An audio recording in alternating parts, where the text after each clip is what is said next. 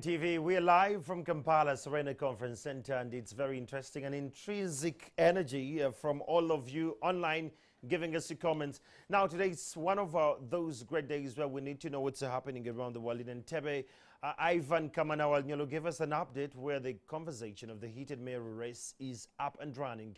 Now, in Mbali, I understand my colleague David Wandeka is online. Wandeka, if you can hear me. Wandeka, good morning. Give us an update. What's happening in Mbali?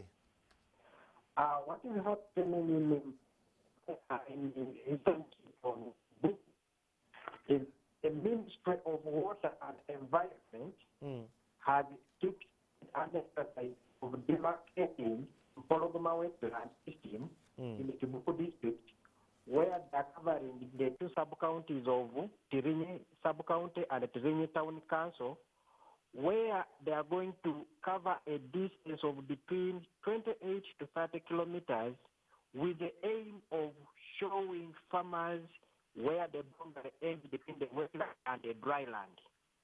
The exercise was launched and it is going to take about 1 week. According to the regional wetland coordinator for Ministry of Water and Environment, Beo Kabaru, says that many of the wetlands in the region have been encroached on by the farmers who are growing their unwanted crops like rice, maize, beans, cassava, and others have even gone ahead to plant their things like even eucalyptus trees. He says that the affected farmers are not going to be kicked out of the wetland, but they are going to give them alternative source of livelihoods like fish farming, beekeeping, and other alternatives that the farmers themselves will choose on. He also went ahead to say that this time round, after showing the boundary, they are not going to allow farmers who are planting trees along the wetland and growing their rice, and that those who have planted rice after harvesting, they are not going to allow them to harvest more rice there. According to the district natural resource officer, David Okrut, blamed the encroachment of the wetlands in the district on the politicians who have always encouraged the farmers to go and dig in the wetland. As they tell them to go and dig the wetlands, they expected farmers to give them the votes, which has always affected about 90% of the wetlands in the district. But he says with the program that has been brought by the Ministry of Water and Environment, they are sensitizing the farmers, and they hope that the wetlands are going to regenerate in the Kibuku district. Colleague David Wandeka in the side of Mbali, but I would still urge the residents of those suggested areas to please stay away from wetlands. Government has been very categorical on that we need to stay away and we need to be very conscious when it gets to wetlands. Anytime water bodies could spill over, and then we go into the conversation, and it's something that has drained and it has dragged very many projects in the country. So we need to stay away from that as one of those. I understand that is David Wandeka. Stephen Ariong, is Stephen Ariong ready to talk to us about what is happening in the Karamoja sub-region? All right, Stephen will be coming a little later. But now, joining me for this conversation about the press review this early morning, I'm very, very honored to have Dr. Lawrence Muganga here with us this early morning. He's one of those great writers. I've read his book. It's very exciting. You Can't Make Fish Climb Trees. This is a book that gives us very clear approach on overcoming educational malpractice, especially in this new era where we are through authentic learning. And of course, we're joined by a features editor from the Daily Monitor, Angela Nampeo. Good morning. Good morning. Good to see you this early morning. I should say I usually love company on site. It's usually just me here and all that happening around. But for starters, Doctor, I want to say Happy Teachers' Day. Of course. Happy Teachers' Day to all the amazing teachers out there. Oh, yes. You move, you make this world. Oh, yes. When you saw the entire day going around there saying that Teachers' Day is all running, what came to your mind as someone who is in the educational business and you're seeing what is happening in the teachers and the national teachers policy being rolled out, what did you see in this day's celebration, especially because we are going up to the 12th? You know, it's a tale of two worlds. And why am I saying that? It's nice we are having a teachers' policy being rolled out, but it's also very, very depressing to see that within this new normal, and I don't even want to call it a new normal, it's the normal now. It should be the normal. It's the normal now, yes. that some of them are running away from their calling, like that passionate calling they have really, really embraced. Oh, yes. And they're running away from it, and they're not getting any help, right? So this celebration, I think, it should be a wake-up call to our government to really create a what I would call a pandemic-proof teaching service, right, in this country. So not only COVID, because so many pandemics will come. Strains are still coming. Yes, can we be pandemic-proof? Can we come up with something that actually positions us to prepare for things like this and not to really have our beloved teachers just fall off like that? I totally agree. Yeah. When you look at the TISA report, Angela, the TISA report say that 47% of the teaching profession today, if I could put it that way, if any job came that can give them better money, they would actually abandon teaching and they would go and do that particular business. You, as an editor who looks at things beyond what meets the eye with different lenses, what does this mean to you? First of all, we have actually done real reports, especially during this COVID-19 crisis, where teachers have moved away and they went into fishing, they went into trade, they went into a host of other things. I think what this says is we have a fragile profession that needs a lot of protection and needs a lot of incentives to keep, you see, any slight destabilization and you have people moving and so the teachers are not secure. We have, I think, a lot of them, maybe some of the older ones who had been in the system are moving away, and you have a lot of the newer generation coming in, but those ones need, we need the strengthening of the profession and associations and you know, all these things that keep teachers around, whether it is having a farm base at school, you know, do I have a house? What keeps me here? Do I have an attachment? So the motivation and the retention, yes, I think needs to be strengthened, because I was struck when I was looking at other countries and what happened during the COVID crisis. Actually, I think there was a report, I think in Uruguay, I think, you had more teachers joining the online platform during the COVID-19 than before. So you had more people embracing. Here we had people moving away and sort of being jittery about. Yes. Wow. That's a conversation we're still going to have. And today we are reviewing the papers, me and my great guests here today.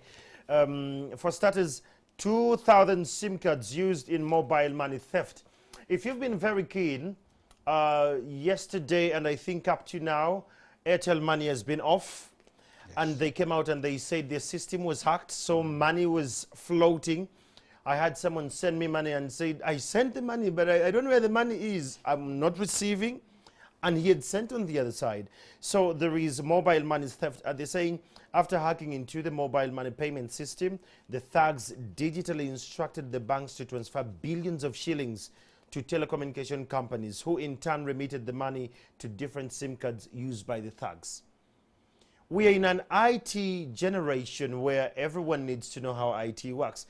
Doctor, where do we go from here? Because now these are crooks playing with a new normal now. That's true. And how do we, because anything to do with mobile money, it has a lot of my information.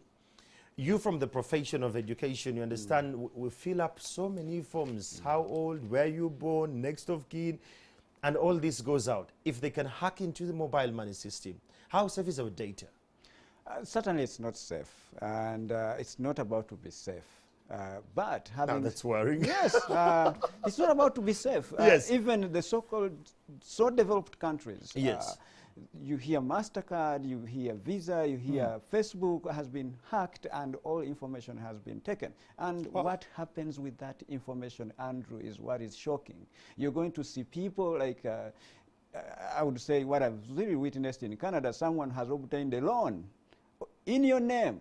Oh, God. And when you know, like before you know anything, you have a mortgage like somewhere of $400,000 in your name, and you can't trace it any other place. But so it was given out. Yes, it was given out, and that is what you're going to see, especially in times like this. Talking about this, like you need to know how much I had to buy Yaka. Like, and I'm not getting a token. Yes. And I kept buying, and I didn't know what was happening, right, with Airtel, right? Yes. So, but again, being an educationist, I want to take it back to the practice that I'm familiar with, that I know it changes the world. Yes. So the education, how do we prepare to fit in the fourth industrial revolution, which of course comes up with the technologies that help us to shield ourselves from these kinds of attacks, right? But we are not having those enough skilled people that would counter such hackers, right? So we need to really, if you realize we are educating for the second industrial revolution, the world has moved to the fourth, and they are become proactive to try to really help themselves with this. Very absurd here, but we're having a stranded trucks here, and still on the Daily Monitor, the front page, they're saying that stranded 3,000 trucks stuck at the borders. Kenya runs out of test kits. Nampeo here, you seem to be more engaged in social impact stories.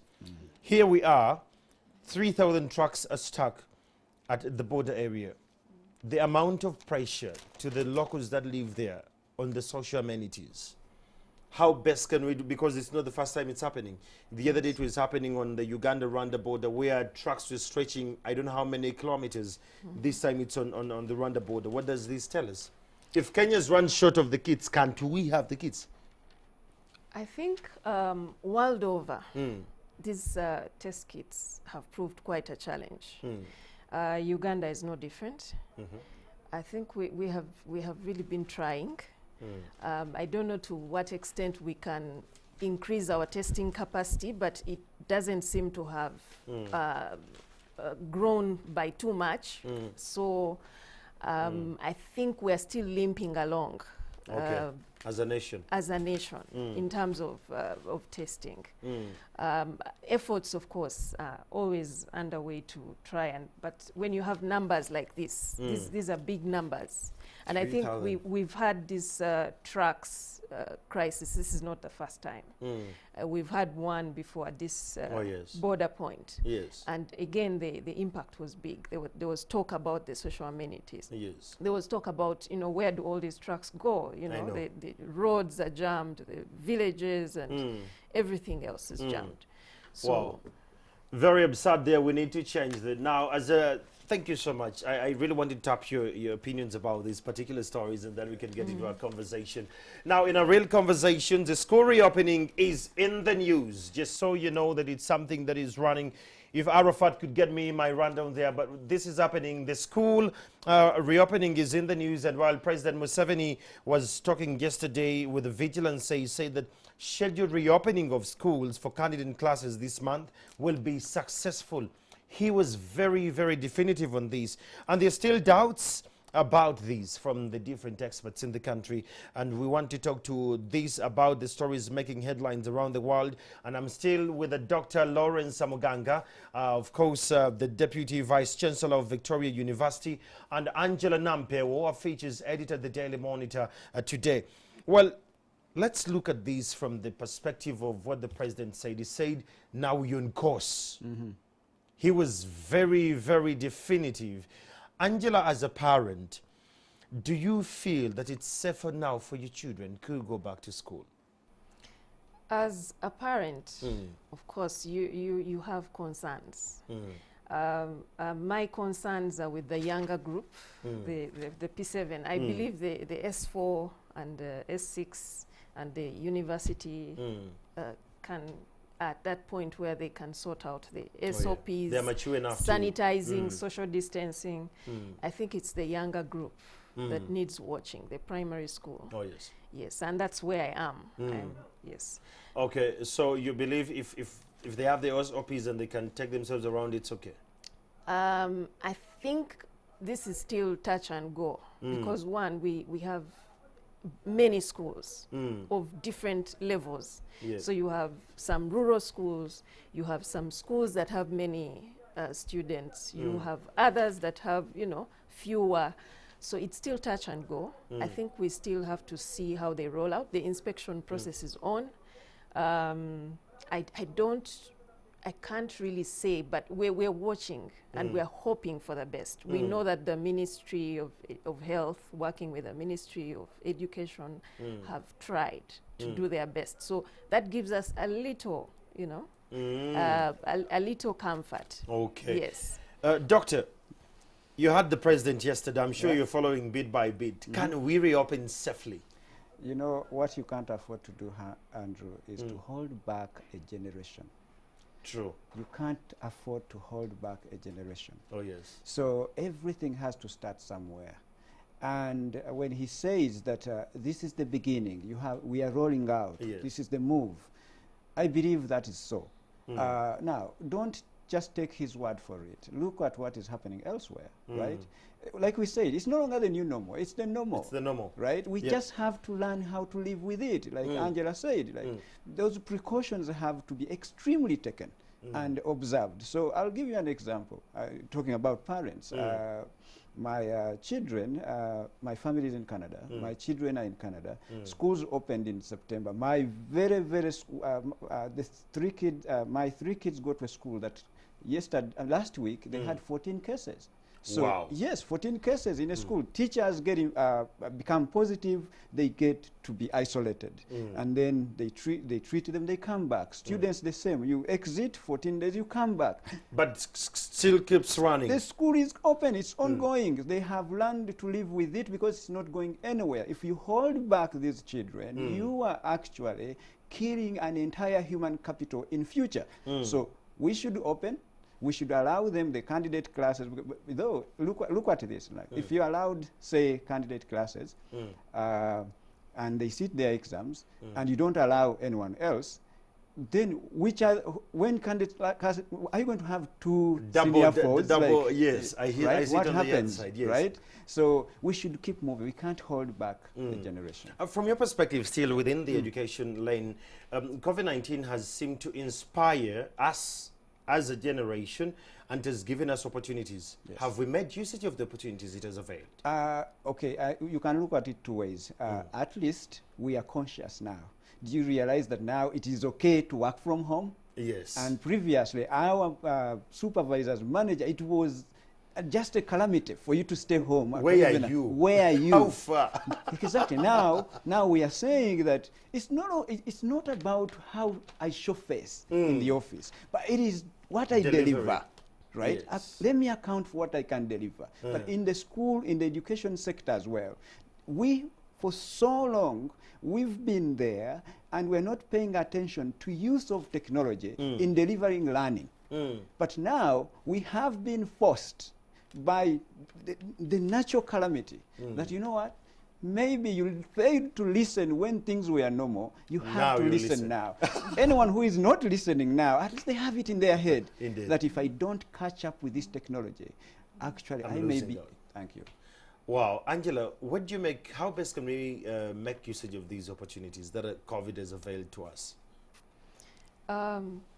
First of all, what I've come across interacting with teachers, I will agree with Dr. Muganga that we have had a lot of awakening. A teacher shared their experience of being like you. They became a TV presenter. They had to learn a lot about, you know, previously being just in the classroom and with the blackboard. Now they have to interact with all this and make it work.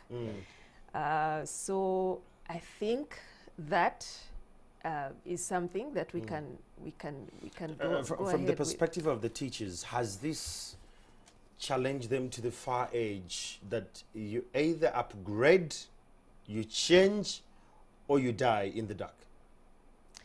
It has, and I will say it has challenged them in two ways. For some people, it may have been challenging them, like I said in the beginning, moving away, depending on whether they had access to the technology or they didn't.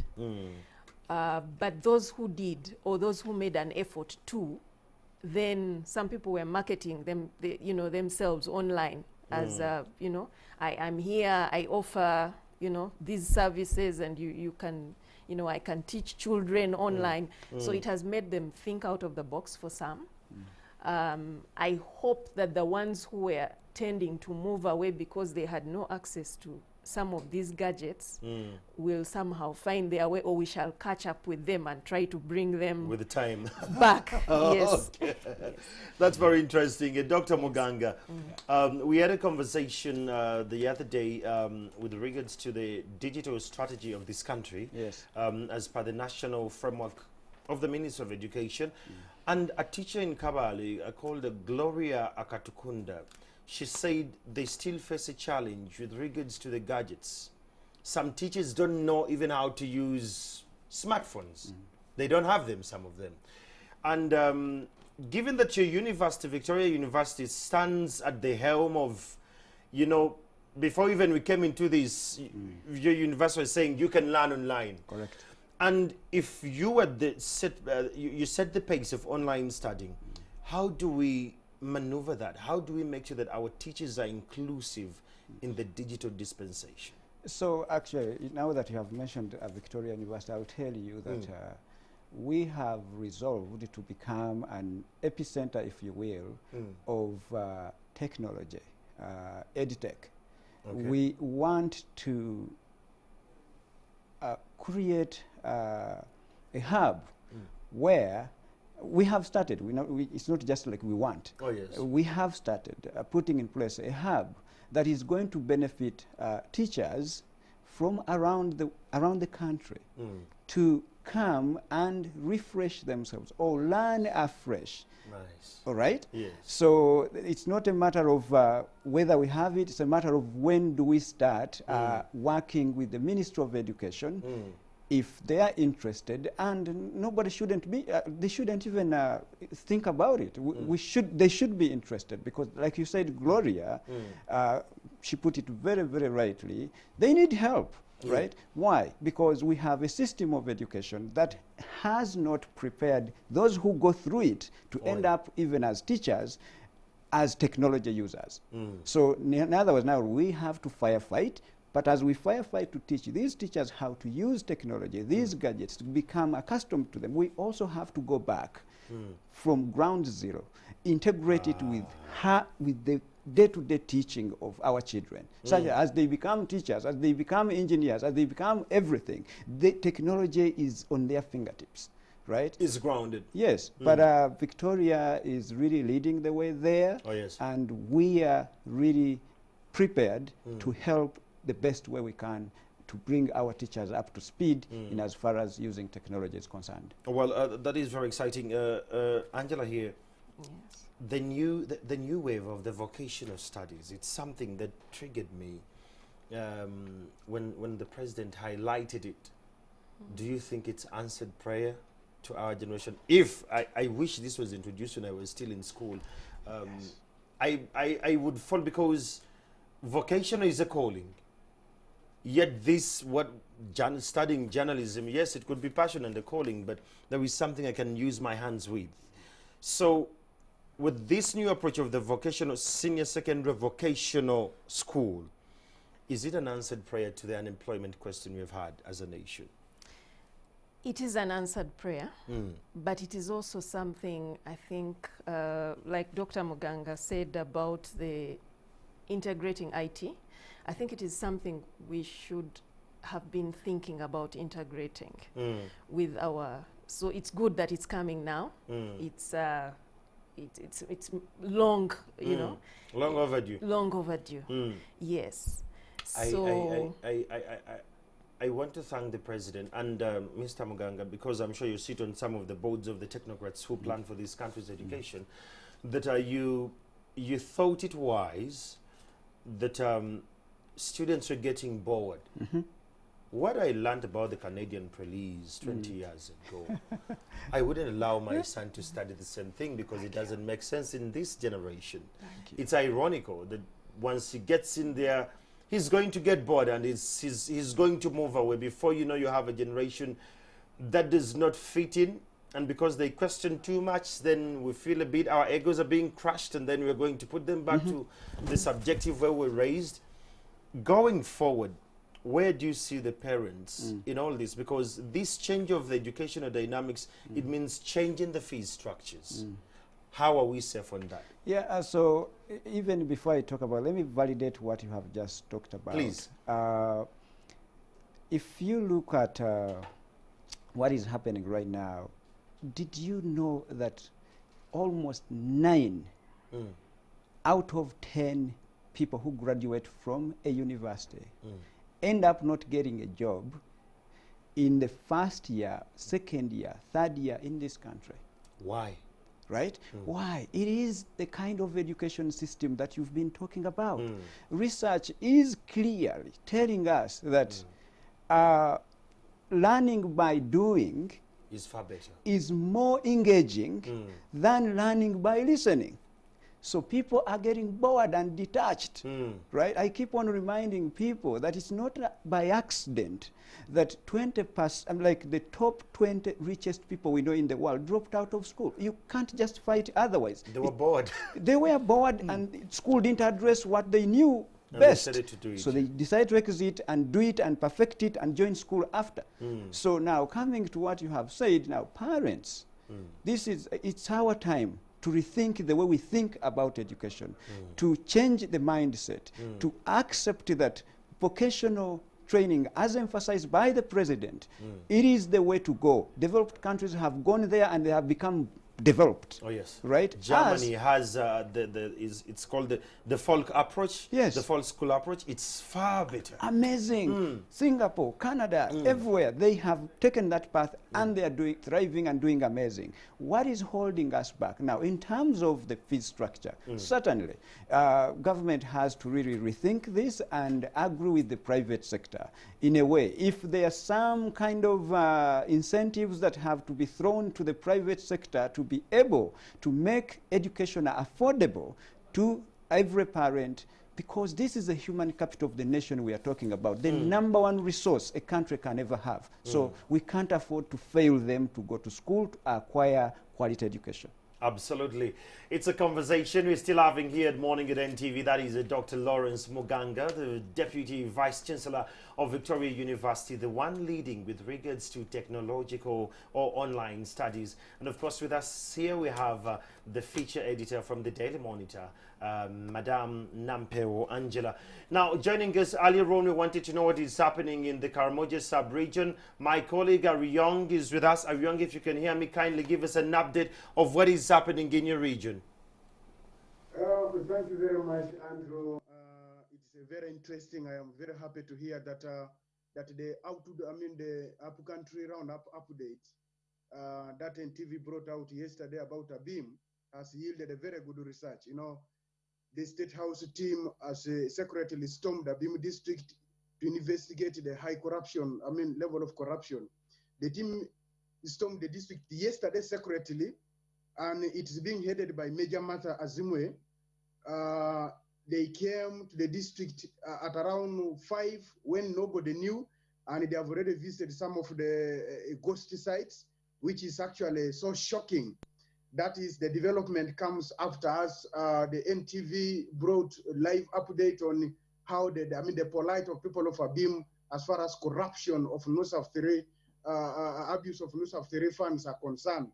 Then Andrew, looking at outside ABIM now, is that the people of Moroto are still now grouping, waiting for the outcome of the results, the petition from Dr. Tango Doi, because all the 4 seats in Moroto district was petitioned after the primaries, NRM primaries. That is briefly what we have in Karamoja at the moment now.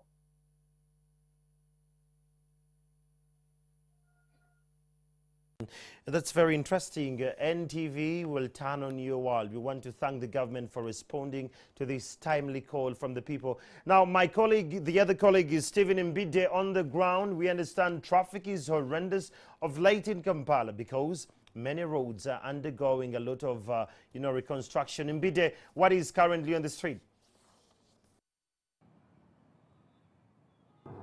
Yes, good morning to you, Andrew. What you are seeing here is coming to you live from Wandegea at the traffic lights here. But if you are a pedestrian and you're coming from either Makerere Road or coming from the other side of Bombo Road, when you reach these traffic lights, make sure you're so careful as you cross this road, because motorists and especially the motorcycle riders are just crisscrossing from whichever direction. So if you are on foot, you may end up being knocked. And as you can see there on your screen there, the traffic officer here is just allowing those coming from the Haji Musa Road cross. But you can see here there is a lot of confusion created by these border riders. So you have to be extra vigilant and careful as you cross here. And this is the confusion that is just here. This traffic officer, the lady here, cannot really handle these border riders. But away from that, if you're coming from Nankulabi or Sapokagwa Road using the Makehi Road, just know that as you drive towards the traffic lights of Wandegea, that is where you're going to be delayed for just less than 5 minutes, because the rest of the road coming from Nankulabi traffic lights and Sapokagwa Road connecting through the Makehi University main gate is clear, as you would wish it to be this early morning. And coming from the direction of Bombo Road and Gayaza Road, connecting through the Kubiri roundabout there, as you connect towards these traffic lights of Wandegea, you also be losing something between 5 and 10 minutes, that is between Kubiri roundabout and Wandegea. Not so much traffic jam on that stretch there. And you connecting towards Chira Road, areas like Bukoto and Kamocha, coming from Wandegea, less of congestion, you just keep driving, as opposed to you coming from that direction of the Kamocha side. As you drive towards the Mulago roundabout, their vehicles start slowing down, because those coming from Binaisa Road connecting towards Yusuf Road, they are trying to create some little delays there. And finally, for those heading towards the city direction, this is less inconveniencing for you. The road is clear, and you coming from the city direction connecting towards the traffic lights here, you also be delayed here for something between 3 and 5 or 7 minutes, depending on what time the traffic officer here will be letting you cross to whichever direction you're taking. This is the traffic update coming to you live from Wandegea here on Morning at NTV. Back to studios, because Andrew Chamaga is still in there and will give you much more conversations that you need here. Thank you so much, Stephen Mbide. That's my colleague. So if you're leaving home and you're coming to the city center, it's quite very easy for you to leave in time, that you get to your destinations in time.